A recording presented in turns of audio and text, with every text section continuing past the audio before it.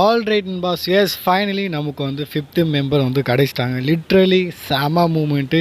பால் ஹேமன் வந்துட்டார், ரிட்டர்ன் பண்ணிட்டாரு அண்ட் அந்த ஃபிஃப்த்து மெம்பரையும் ரிவீல் பண்ணிட்டாரு. அண்ட் அதுவும் வந்து நம்மளோட சிஎம் பங்க்.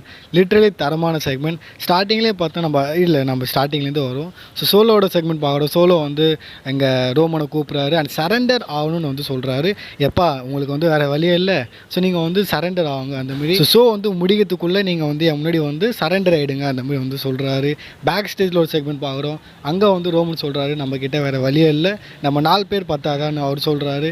தென் கடைசியில் நம்ம மெயின் இவெண்ட்டில் பார்க்குறோம் பிளட் லைனோட செக்மெண்ட். நியூ பிளட் லைன் இந்த சைடில் நம்மளோட ஓஜி பிளட் லைன் அண்ட் இங்கே 4 பேர் தான் இருக்கிறாங்க. அண்ட் சோலோ ரிமைண்ட் பண்ணுறாரு, எப்பா நீங்கள் 4 பேர் தான் இருக்கிறீங்க, நாங்கள் 5 பேர் இருக்கிறோம்.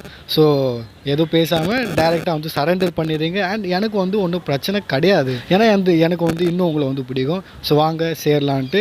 பட் அஃப்கோர்ஸ் ரோமன் வந்து இங்கே சேரல. சோலோ வந்து சொல்கிறாரு, உங்கள் கூட வந்து யாரும் சேர்ப்போதில்லை, உங்களுக்கு வந்து ஃபிஃப்த்து மெம்பரே கிடையாது, உங்களுக்கு வந்து பவுல் ஹேமனும் வந்து உங்கள் கூட கிடையாது அந்த மாதிரி வந்து சொல்கிறாரு.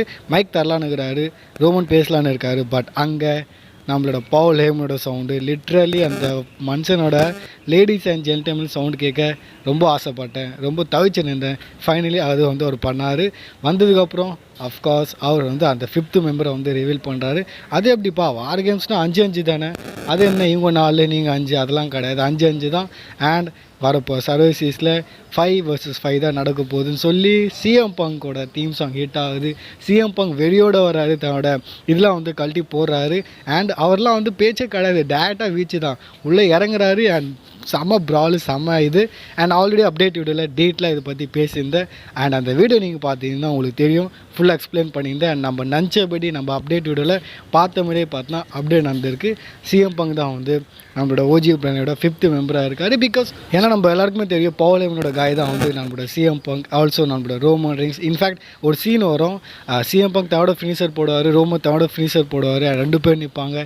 அண்ட் நடுவில் நம்மளோட பவுல் ஹேமன் நிற்பார். லிட்ரலி செம்ம மூமெண்ட்டாக இருக்கும். பவுல் ஹேமன் கைஸ்னால் சும்மாவா, ஸோ அந்த மாதிரி பார்த்தோன்னா அதை வந்து என் பண்ணியிருப்பாங்க. சூப்பராக இருந்தது. So CM Punk is the 5th member of OG blood line. And இது வந்து அஃபிஷியல் கன்ஃபார்ம். ஸோ உங்களோட ரியாக்ஷன் எப்படி மறக்காமல் கமெண்ட்டில் வந்து ஷேர் பண்ணுங்கள். அண்ட் இதுக்கப்புறம் என்ன நடக்க போகுது, சிஎம் பங்க் சேர்ந்துட்டாருன்னா அதுக்கும் நான் வந்து என்னோடய அந்த வீடியோலேயே பார்த்தோன்னா டீஸ் பண்ணியிருப்பேன். அது புரிஞ்சவனுக்கும் புரிஞ்சிருக்கும் அது என்ன கதைன்னு.